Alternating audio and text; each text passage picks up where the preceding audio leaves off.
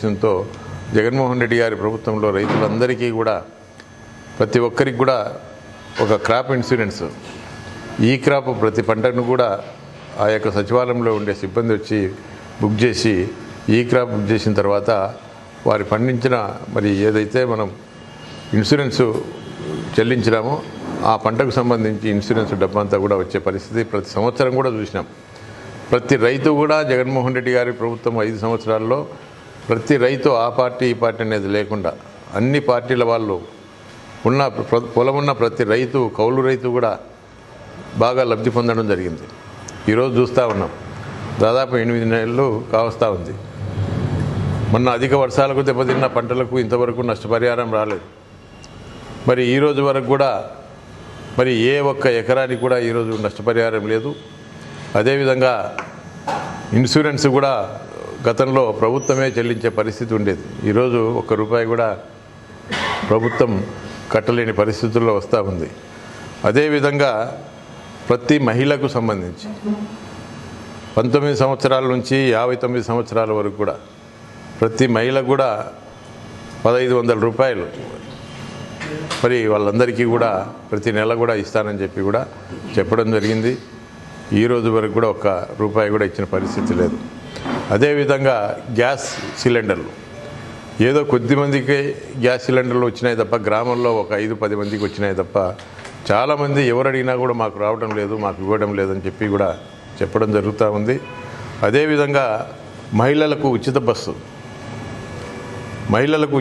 ఈరోజు వరకు కూడా గతంలో మరి ఈ యొక్క సంక్రాంతి పండుగ అయిపోయింది, అంతకుముందు జనవరి 1 అని చెప్పినారు, దసరా పండుగ చెప్పినారు, దీపావళి అని చెప్పినారు.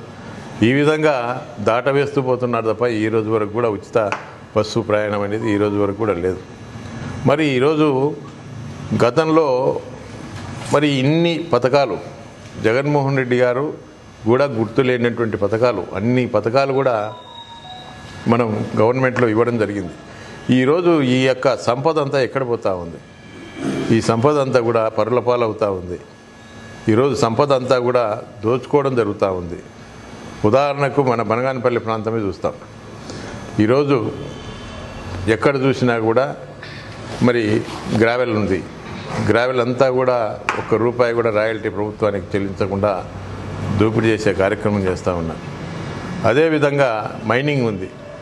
ప్రభుత్వానికి చెల్లించాల్సిన రాయల్టీ చెల్లించకుండా, ఎలాంటి లీజులు లేకుండా ఈరోజు ఒక్బోర్డు ల్యాండ్లోనూ ఎండోమెంట్ ల్యాండ్ కూడా మరి ఎక్కడ ₹1 ప్రభుత్వానికి చెల్లించకుండా కూడా దోపిడీ చేసే కార్యక్రమం తెలుగుదేశం పార్టీ నాయకులు చేస్తూ ఉన్నారు. మరి ఈ విధంగా ఈ నియోజకవర్గంలోనే ఈ విధంగా ఉంది. మరి గతంలో ఇసుక ₹375 మనం ప్రభుత్వానికి చెల్లించి మరి సంవత్సరానికి ₹700 కోట్ల ప్రభుత్వానికి జగన్మోహన్ రెడ్డి గారి ప్రభుత్వంలో సంవత్సరానికి ₹700 కోట్ల ఒక ఇసుక ద్వారానే మరి ప్రభుత్వానికి రెవెన్యూ రావడం జరిగింది. ఈరోజు ₹1 ప్రభుత్వానికి రావడం లే. మరి వీళ్ళు ఏ విధంగా సంపద సృష్టిస్తారు? మరి ఏ విధంగా ప్రజలను మభ్యపెడతా ఉన్నారు? మరి ఈరోజు సంపద అంతా మీరు దోసుకొని సంపద ఏ విధంగా సృష్టిస్తారో ఒకసారి తెలుగుదేశం నాయకులు చెప్పాలని చెప్పి, అదేవిధంగా ఈరోజు ఇప్పటికైనా కూడా చంద్రబాబు నాయుడు గారు ఆయన యొక్క నిజ స్వరూపాన్ని బయటపెట్టినందుకు కూడా మరి ఆయనకు కూడా ధన్యవాదాలు తెలియజేస్తా ఉన్నాం. ఎందుకంటే ఎప్పుడు ఇంకా వస్తుంది, ఇదే ఈ సంక్రాంతి వస్తుంది, ఉగాదికి వస్తుంది అనేది చెప్పకుండా ఇప్పటికైనా నేను చేయలేను, నాతో కాదు, నేను ఏదో మరి తెలిసో తెలియకో చెప్పినాను అని చెప్పే పరిస్థితి వస్తూ ఉంది. ఈరోజు ఉగాదులు సంక్రాంతులు అనేది లేకుండా ఈరోజు చంద్రబాబు నాయుడు కూడా మేము ఏ పథకాలు ఇవ్వలేము అని చెప్పడం జరిగింది. కాబట్టి మరి ఈరోజు ఇన్ని పథకాలు జగన్మోహన్ రెడ్డి గారి ప్రభుత్వంలో ఇన్ని పథకాలు ఇచ్చినారు కాబట్టి ప్రజలందరూ కూడా వాస్తవాలు తెలుసుకోండి. చాలామంది నిరుద్యోగ యువత ఎదురు చూస్తూ ఉన్నారు, డిఎస్సి ఎప్పుడు వస్తుందా అని. ఈరోజు వరకు డిఎస్సి లేదు.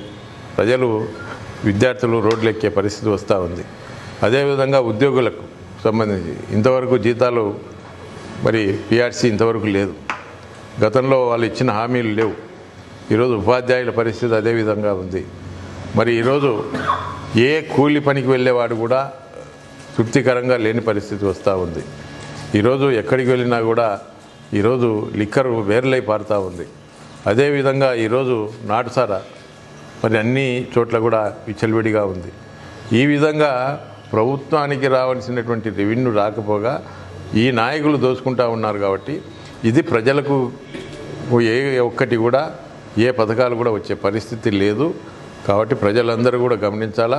నేను ఒకటే ప్రజలకు విజ్ఞప్తి చేస్తూ ఉన్నాను, మీరు ఖచ్చితంగా ఈ యొక్క తెలుగుదేశం పార్టీ అవలంబిస్తున్న ప్రజా వ్యతిరేక విధానాలకు మరి మన వ్యతిరేకంగా ఖచ్చితంగా మేము ఏ కార్యక్రమం చేపట్టినా కూడా మీరు కూడా సహకరించి మాతో కలిసి ప్రజలందరూ రావాలని చెప్పి, అదేవిధంగా ఇప్పటికే ఎలక్ట్రికల్ ఛార్జీలు కూడా చాలా వరకు పెరిగిపోయినాయి, ఇంకా పెంచే ప్రమాదం కూడా తొందరలోనే ఉంది. అదేవిధంగా ఈరోజు ఫీజు రియంబర్స్మెంట్ కూడా చాలామంది విద్యార్థులకు ఇవ్వలేక ఈరోజు ఆ యొక్క స్కూల్ సర్టిఫికేట్కు వెళ్ళాలంటే కూడా మీరు పాత బకాయిలు మీరు ఈ యొక్క ఫీజు రియంబర్స్మెంట్ చెల్లిస్తేనే మీకు సర్టిఫికేట్ కానీ మార్కులు లిస్ట్ ఇస్తామని చెప్పే పరిస్థితి ఉంది. కాబట్టి ఖచ్చితంగా ఈరోజు సూపర్ 6 మరి అమలు చేయాలని చెప్పి, అదేవిధంగా తొందరలో రేపు 1వ తేదీ నుంచి కూడా ఈ యొక్క భూములకు సంబంధించి రిజిస్ట్రేషన్ ఛార్జీలు కూడా పెరగబోతూ ఉన్నాయి. మరి అన్నీ కూడా పెరుగుతూ ఉన్నాయి. కాబట్టి మరి సంపద అయితే వస్తూ ఉంది, ఆయన సృష్టించలేకపోయినా కూడా సంపద అంతా వస్తూ ఉంది. అది సంపద వచ్చిన సంపద పరుల పాలవుతూ ఉంది. కాబట్టి ఖచ్చితంగా మన ప్రజలే దీన్ని కాపాడాలా. మరి ఈ యొక్క ప్రజలు కాపాడాలంటే ఈ యొక్క వైఎస్ఆర్ పార్టీకి మీరందరూ కూడా సహకరించి ఎప్పుడు ఏ కార్యక్రమం చేసినా మీరందరూ మరి కలిసి రావాలని చెప్పి ఈ సందర్భంగా కోరుతా ఉన్నాను.